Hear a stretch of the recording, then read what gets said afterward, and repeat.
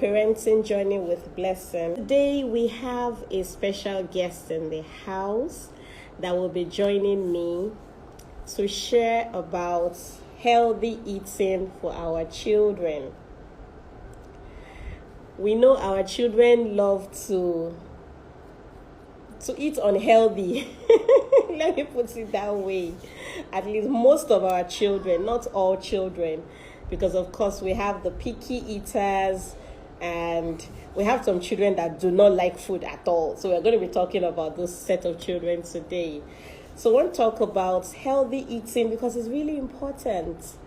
It's very, very important that our children eat healthy, grow healthy, and live healthy. So Wumito Sionjuru will be joining me today, and she's a registered nurse, and I also say she's a nutritionist. So she has books that she has written about feeding children, having children eat healthy, and she's going to join us today to share. And she also has a platform, a motherhood platform on Instagram, which is called Exceptionalmums. So you want to follow her when we are done today.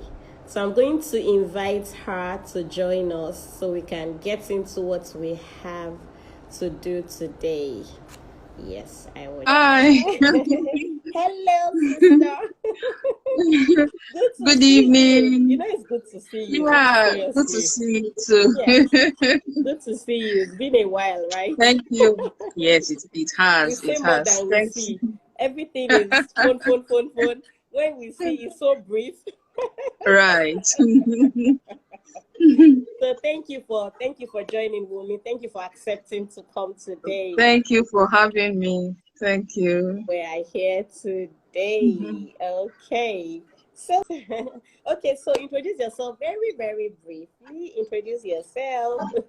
Oh, okay. I think you already introduced me. I didn't My say name you're a is. mother of two. I actually didn't say you're a mother of two. I didn't say like you still have the very important people in your life. Right. So my name is Wumito Ojuri, and I'm a registered nurse. I hold a bachelor's degree in nursing. I'm also a registered public health nurse, and I hold a master's degree in nursing also, with my major being community public health. And I'm a mother to quite a number of children, but only two sleep under my roof, and I'm seriously praying and working hard that situation does not change. Interesting. So basically, I think I'm an author. I've written about 7 books, and I also publish books for people. And yes, I run. Published my book. I run. Yes, she's my publisher. She's my mentor. Your books. She's my coach. She's everything. I don't know about that mentorship. I told you.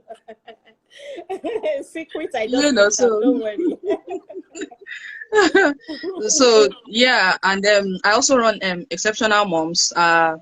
It's mainly a public health advocacy for mothers to be.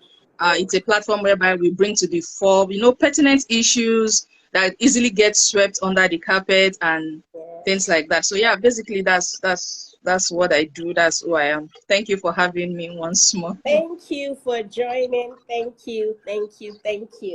Okay, Thank so you. Children are on holidays now. It's a very short holiday, actually. It's a short holiday, and we know that children love to eat during holidays. I don't know that thing that makes them to say, I want to eat, I want to. They just wanting to eat. But when you're bringing food, so there was something that happened one day to my children. They said they were hungry, and I gave them eba, and they were like, "No, mom, we don't want eba. It's snack." I said, "Snack? What is snack? Go and eat this eba." I said, no, mom, it's not, you don't understand. Our tummy does not want food, it wants snack.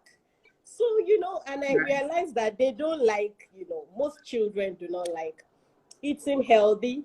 I've done well with myself, with my boys, so they eat. So we have timetable. They eat all the amala, the eba, the powder yam, the rice, and all that. But I wanted to just share with us today, what is healthy eating?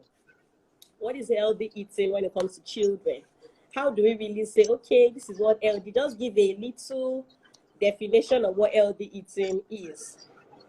Okay, so basically, I will go by the 80-20 rule. You know, with children, Yeah. you really cannot take away junks from them Okay. 100%. Okay. So It's you've answered almost one of my impossible. questions. I plan to ask that. Can you take it out? It's almost impossible. You can walk around it, but Wow. you almost cannot take it away Wow. completely. Hmm. One of the reasons is that you don't want them to feel maybe left out, or those things now become, you know, very important to them to the point that, oh, they just want to have a feel of it, or, you know, Hmm. and then people begin to steal and things like that. Hmm. But so typically I go with the 80-20 rule. If 80% of what your children are taking is healthy fruits, vegetables, the regular food, and then once in a while when you throw in some snacks, some sugar, some Yeah. pizza, and you know, all of this in between, then it's okay, you know. So sometimes you just they can indulge, but the 80% of whatever it is that they are taking must Hmm. be for body building, you know, nourishing, containing all the adequate nutrients Hmm. that is needed for their, you know, bodybuilding, growth and development, and all of that, because you don't want to end up with an obese child who is lacking in nutrients, you know, and things like that. So the 80-20 rule is one thing that we should not forget. Like we, because you, with especially with, you know, younger children that maybe you cannot even really reason with them that, oh, you can't have candy, or you can't Hmm. always have ice cream, you know. Hmm. So Hmm. the 80-20 rule, you are certain that, oh, okay, this child is getting the required nutrients. You eat vegetables at least a certain number of times in a week. uh your fruits are there, you know, and things like that. So once in a while when they get to have some of these things, then it's negligible, it's okay, and you know, it's not going to really harm them. So Yeah. typically that's what the whole concept about healthy eating is all about. Not that, oh, they don't ever eat cake, they don't ever take drinks and things Hmm. like that. Hmm. Hmm. So what I'm getting from your definition now, it's like healthy eating is that food that helps to build their brain, the Yes, development, their yes, physical, everything yes, immunity, nutritious has to yes, majorly what the yes, healthy yes, eating is about. yes, Okay, so yes, now right. talking about how we can't knock off junk. I remember there was a time my first prince, non-experienced mom, and I'm not personally. I don't take sweets. I don't like sugary stuff. So I love salty things. And I remember I left my son at home that day with his lesson teacher. So I was just going across to buy something. And as I was leaving, she said, "Mommy, buy sweets when you're coming." That was the lesson teacher. She said, "Buy sweets when you're coming." For the first time, I realized I never gave my son sweets to lick. Sweet. Like, it never came from me. So as I was going, and she said, and the thing kept ringing a bell in my ears, like, okay, I should buy sweets when I'm coming. Oh, so have I been a bad mom for not even saying take sweets?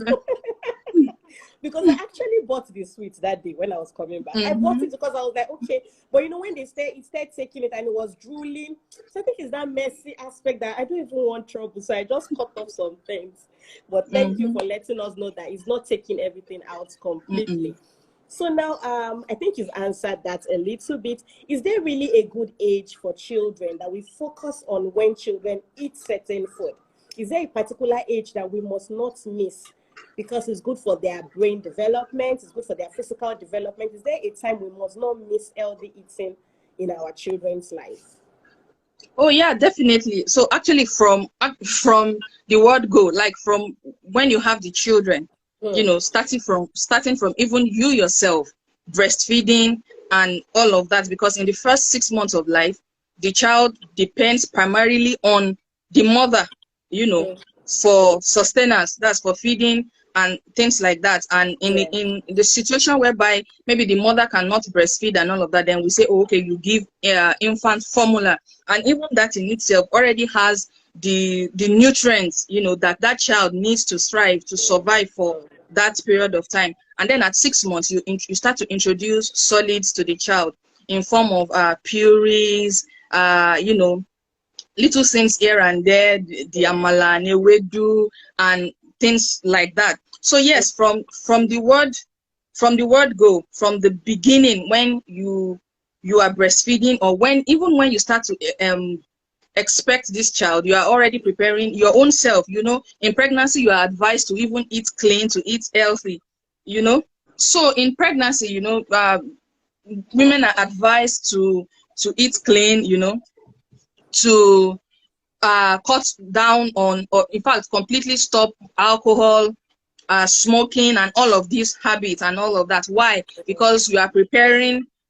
First of all, you are carrying a life, and you don't want to pose any risk to this child. And then you are also that child is depending on you for their nutrition primarily. So, and then at 6 months, you are introducing solids, but you are also still breastfeeding. So this 6 months mark is actually very important. This is the time where the child's preferences when it comes to food is being formed. And it's important that you do not miss it at this point. So at this point, you begin to do all of the groundwork. So I've seen people say, oh, after breastfeeding exclusively for 6 months, then they now begin to introduce formula, or and all of that. And I'm like, why? At 6 months, your child can eat everything you are eating. It is just the form that is different. It's just the form in which that food will be served, such that it doesn't pose any choking hazard. Yes, the texture. So it doesn't pose any choking hazard. It's easy for the child to digest, to take in, to digest, and all of that. So you give banana, for example. You can mash that banana, add a little bit of breast milk, and feed the child. Sweet potato, amala and ewedu. You debone fish, Titus fish, put it inside the amala, and you give it to the child. As long as the child can sit upright and has the capacity to swallow and all of that. So whatever it is that you are eating at that point, your vegetable, your everything, and all of that. So you make purees for this child, watermelon with banana, with mango, with anything at all. You blend it, and then you feed the child just like you are feeding them with pap and all that. So it is at this point that you start. And because the earlier you start, the better it is for you.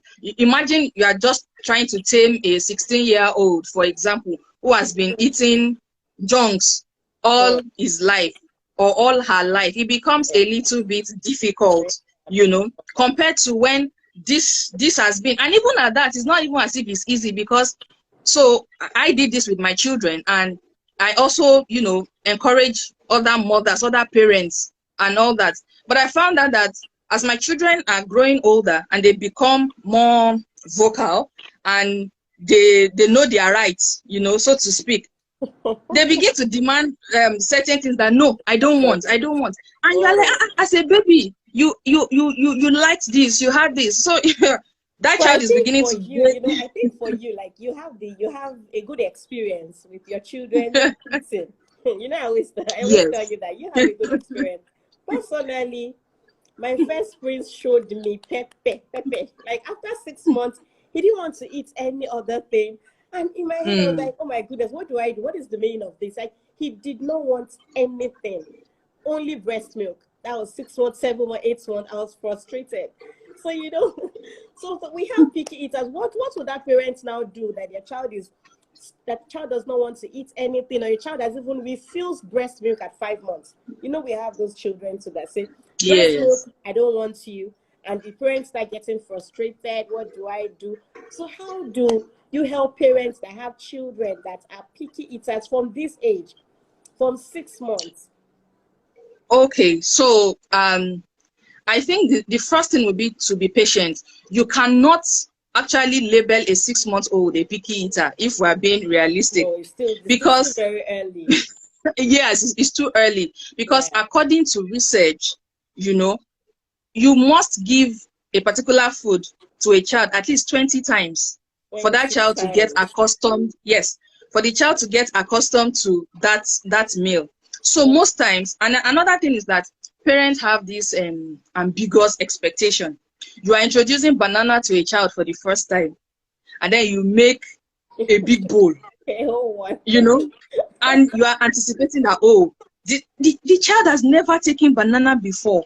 This is a child that is coming from ordinary breast milk to now taking banana for the first time. So what you should do is you gradually move from known to unknown, you know.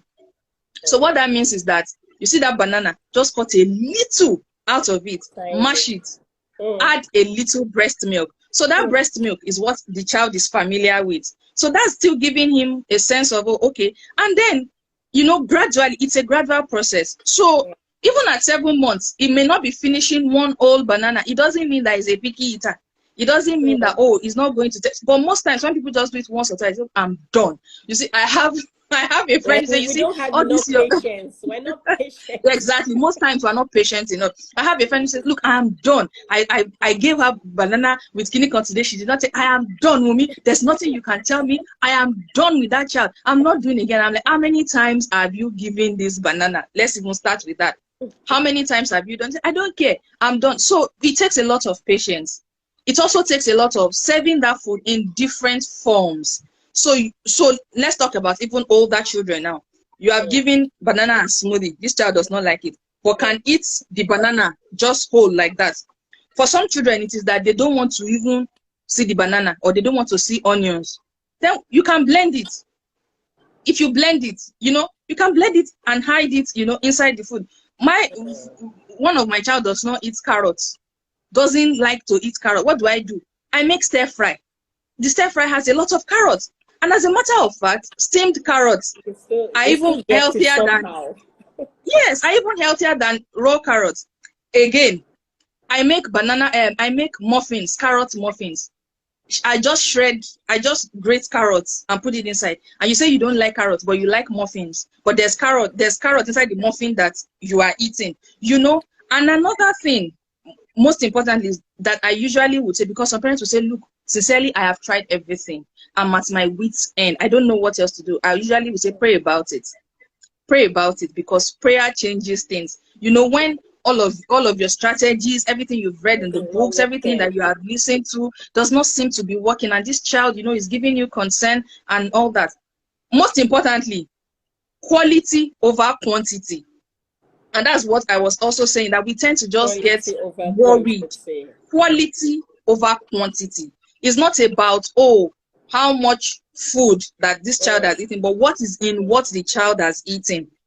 That's the most important thing. It's not so much about quantity, rather the quality, you know, of what it is. That there are 1,001 ways to serve potato. There are different ways to serve egg. If a child is not eating boiled egg, but the child can eat fried egg, no problem. It's not eating, you know, there are just different ways. So we also will need to be creative around it and be very patient, because sometimes we just get so angry. And then, you know, there's cane in one hand and you're telling the child, eat. And this child is under duress. You know, the child is, at the end of the day, your goal is for your child to have a healthy relationship with food. So you don't want to ruin that because you are just, and all of these things that I'm saying, I'm not saying that they are easy. It's actually not easy, because there are sometimes that you will just be frustrated. Just tonight, my older toddler, I had to sit down with her, you know, and this is somebody that one, and she just wants to take everything that is junks. And this was a child that started off on vegetables and from 6 months. And she just wants to take give me mommy. She's talking to me about ice cream vending machines now, and I'm like, I don't understand what you're talking about. You know, so tonight I sat down with her. Okay, let's eat this yam and egg. And she, oh, I want water. I want to use the toilet. Go and do everything you want to do, but you will come back. And I wasn't raising my voice, although that doesn't happen every day. Sometimes my friend, oh, yeah, you know, but I wasn't raising my voice. It was just me holding my ground and saying, eat this food. And after a while, when I saw that, okay, she had eaten a good part of it. So I said, okay, let's just finish the egg. You can leave the yam, you know. So that works too, you know, just finding a balance and being patient. and then Okay, quality thank you. over Yeah. quantity. So we're going to remember that quality over quantity. So even if your child takes very little, but it's healthy food, you're still better off than your child taking so much of junk. Yeah. Thank you for helping with that. Now, are there particular foods, like can you give an example of foods that help to build a child's brain? Are there foods that you can say, okay, example, maybe it's carrot or it's banana, are there food that we need to concentrate on so that when we are making our timetable, we are putting those food, not just anything in on the table, on the menu rather. Okay, so to answer that, I'm not going to say a particular food so that we don't now concentrate on that, and Understood. what we should really aim at is all the classes of food, balanced nutrition, Mm, balanced nutrition. That's the most important thing.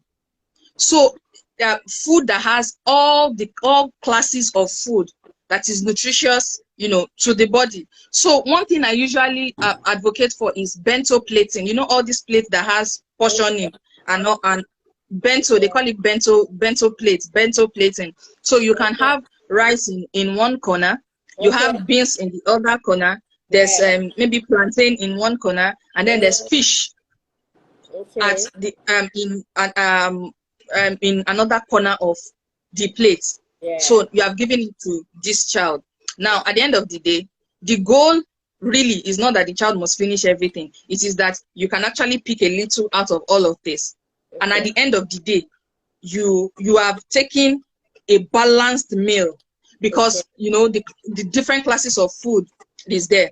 And then maybe in the course of the day too, you are giving fruits as Okay. snack. You are, you So are, you does are this offering cut fruits. across every child? Like it cuts across every Yes, child? all ages, even adults, you are Mm, eating rice. There's a little bit of steamed vegetable by the rice. There's fish there. There's maybe you are pairing your rice with moi moi, for instance, or you are even offering pancake to your child. But then there are sliced bananas. You have red grapes. You have apple. Even as snack, sometimes I offer my children apples with granuts and cashew nuts, mm, and things like that. I actually have different videos on YouTube that detail some of these things that I'm talking about, and you'll be able to see some of those plating and all that. So mm. the different classes of food. So either as a major meal or as the snack for the day or something, that child is constantly getting all. You may not get all the classes of food in one meal, but in the course of the day, The day. everything that child has taken, he has Yeah. taken fruits and vegetables, fat and oil, carbohydrates is there, Everything. protein is there, and all of that. And Mm, at the end of the day, a combination of all of these things is actually for bodybuilding, for brain development, immunity, immune boosting, and all of that. And you are okay. That child is fine at the end okay. of the day. So it's more important to focus on all the classes of food. So you are pairing some food with fruits, Mm, and things like that. You are offering even egg as snack. mm. Give them chicken, let them snack on it. I know that yes, the economy is one kind, but God will continue to provide Because and that's things a like lot. that. That's really a lot. And I understand how we should encourage our children to do healthy eating. And recently, so for a long time, my princes did not like fruits. Strangely, they were not interested. Even if you buy juice for them, or I blend, and they're like, "Okay, mom, I don't want," and they want all the ribena, all those things. And then Mm. they don't want. So, but all of a sudden now they're interested in apples, banana, pineapple. They're asking for it. And I go to the market, I want to buy one apple, and they're telling me, 250. I said, what's happening here? Let's go back to our biscuits. But even the biscuit So is no honestly, longer sometimes I'm cheap. really tempted to say, hey Even guys, the you know biscuit what? is not cheap Go too. get wafers and go to school. And then, mom, I want apple. So then maybe you start feeling guilty that you want apple. Do you know how much apple? No, please. So, I understand that part of, yes, the economy is another Mm. thing, but of course, we'll still Can still find a way around it somehow. Around it, Can still find a yes, way around yes. it. Now, is there something called, can you actually say a child likes food too much? Is there anything like that, that this child likes to eat too much? This child does not have self-control. Is there anything like that? At what point do you say this child likes food that is too much? Is there anything like that? Okay, so I would say That's depending like on the growing child's children now, maybe age. growing children. Because, I know there's Mm, some certain ages, like when they're getting into teenagers, the guys especially tend to eat more and all mm. that. So at what point do you want to label that, okay, my child likes food? That in this one doesn't play with food. But At is there what a point? problem if a child likes food? I don't see I don't see the problem. So The, where it can be a problem. Okay, so we're African parents, right? And you go out and your child keeps taking food and is asking for more in practice, for example. yeah, And people are like, yes, well, he's not filled up. Let him have like a kilo jet, but not filled up. Like, please don't and even it becomes an tell me that. embarrassing What's situation. that? So, I'm trying to say, okay, is it that at that point you're being embarrassed as a parent because, hey, you, this child, you want to disgrace me or something? Or the child is not having self-control, or the child is truly not filled up. I've seen children eat and that at this point you should be good. And you're like, I'm not good. You're like, you're not good. Are there worms inside eating up the food? So that's what I was asking. So, That, okay, well, excuse me. so right, sorry about that. So really, just like we have established that it depends on the age or the stage of that child. For toddlers, those ones, they can eat round the clock because they have a lot of energy to expend. They are just all over the place, so they are constantly hungry, nibbling on things and all of that. They actually don't even care how those things get there, as long as it's available for them to just nibble on.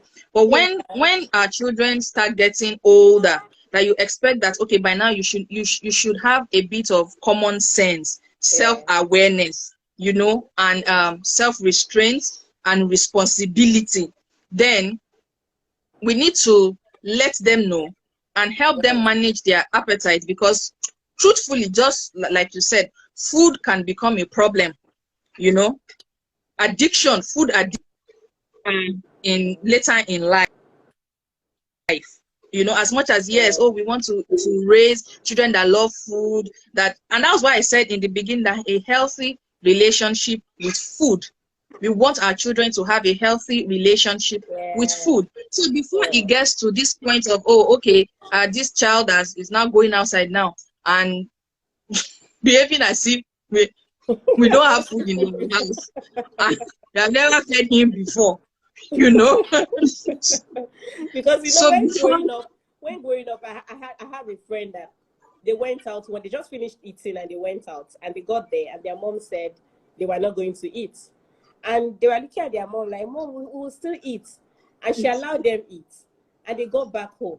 And she cooked a pot of rice and said they should start eating. Rice is your problem. Start eating. And they started eating. And they started crying. And she said they must finish that pot of rice. And they were crying and eating. And to date, she doesn't eat. Like, that experience was very, very traumatic for her. Traumatic, yeah. Since that day, it is bye-bye. So I know that, growing up, our parents, the old generation, they used to do all those funny, funny things. So just stop that nonsense, like, but, our parents were not being fair growing up. Let's be honest. Like, you go out and they're telling you that 4 of you will share a bottle of Coke. How about now? So really, we need to start to curtail them, even with my toddler. So I think there was one night recently I was putting the children to sleep, and then my older toddler was like, "Oh, mommy, I'm so hungry. I'm really very hungry." I'm like, you so hungry, and you knew what really very hungry. By what time? This was a child that at bedtime I still fed her because she was playing around her food at dinner time. So I said, you know what? Sleep early so that you can wake up early, and then you have breakfast early. So good night. So those are some of the ways that we can begin to curb some things and make them know that, okay, because sometimes truthfully they just want to eat for leisure, not that they are hungry. There's also that just want to keep eating. So that should